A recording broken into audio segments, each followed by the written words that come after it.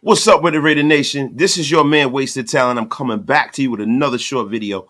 Now, we all had to watch in horror as the Kansas City Chiefs won another Super Bowl in our stadium against the Whiners, man. And it was like, you're damned if you do, you're damned if you don't. But I'm going to be honest with you, right after the Super Bowl, I got right over it. And I start thinking, how can our Raiders, our beloved Raiders, close the gap on the Kansas City Chiefs? Now, I look at the free agent market, and the number one free agent on the market is ChrisJones.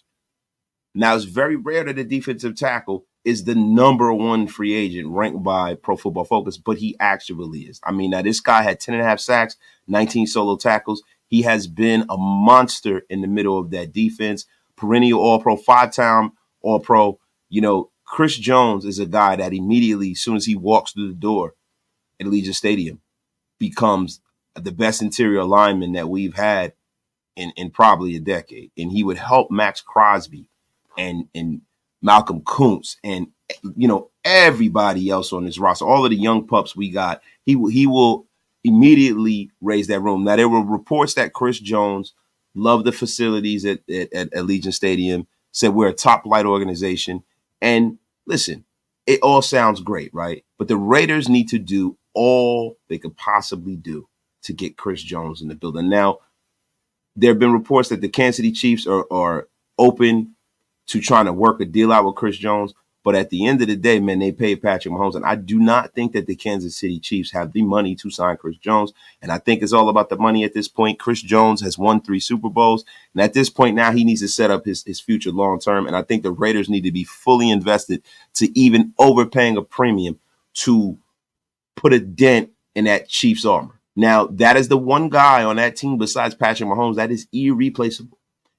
Another player, as you saw in the thumbnail, that I think the Raiders need to take a swing at, but not too big of a swing if the price gets too heavy, because they might have to give up draft compensation to get him, is L'Jarius Sneed. Now, L'Jarius Sneed played freaking terrific this year. He played terrific this year, man. I mean, he's one of the better press man corners in the National Football League, man. I mean, this year, he's been a thorn in the sides of opposing defenses. He was targeted 90 times and allowed just 45 completions for 435 yards, 0 touchdowns while breaking up 11 passes and an interception to boot. Now, L'Jarius Sneed has always played Devontae Adams really, really well. I would love to see how that would transpire, in camp. I would love to see him come in and make this secondary kind of complete our secondary. Now, the best case scenario for the Raiders is to actually get both of these guys in the building. So now you do that. Now you are really, really weakening the Chiefs. Now, the Chiefs are probably going to let L'Jarius Sneed walk because Trent McDuffie has emerged. And to be honest with you, they have a lot of needs. They have a lot of young players. They drafted really, really well. So I can see L'Jarius Sneed walking. But job one is getting ChrisJones in the building for our Raiders. It effectively immediately take our defense from a middle of the pack defense to probably a top 10 to top 5 upper crust defense with a line of Max Crosby, the best defensive tackle, the best defensive end in football, with probably the best defensive tackle in football. That immediately raises the stakes with the Raiders. Now, let me tell you something. If you're going to go out there and you're going to beat the Kansas City Chiefs, the one thing you need players. You need talented players. You need Hall of Fame level talent in the building.